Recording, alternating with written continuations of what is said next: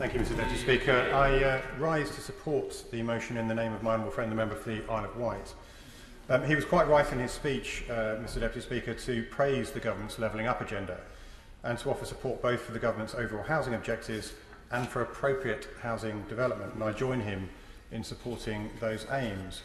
But the key issue is how we get there.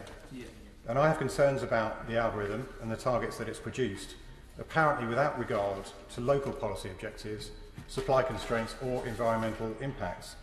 Now, I know these concerns are shared amongst many honourable members, including my honourable friends, the members for Bromley and Chislehurst and Beckenham, who, like me, represent constituencies in the London Borough of Bromley.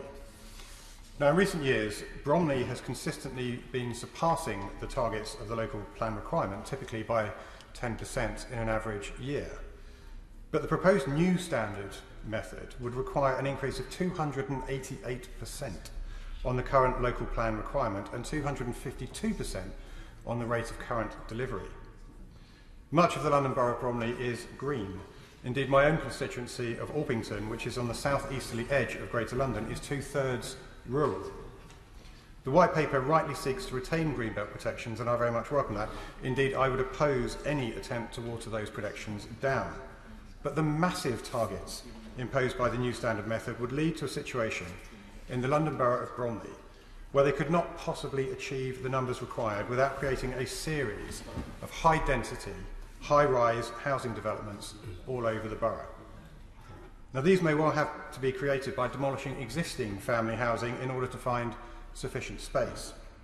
Orpington town centre and outlying villages such as Petswood and Chelsfield could be turned into high-density housing estates, more common to central London than they are to rural Kent. And that point is especially important because despite Orpington being classed as an outlying part of Greater London, it is historically part of Kent and still has far more in common with neighbouring Sevenoaks than it does to Southwark, Camden or Islington. Having changes such as this forced upon local people would be the very opposite of progress.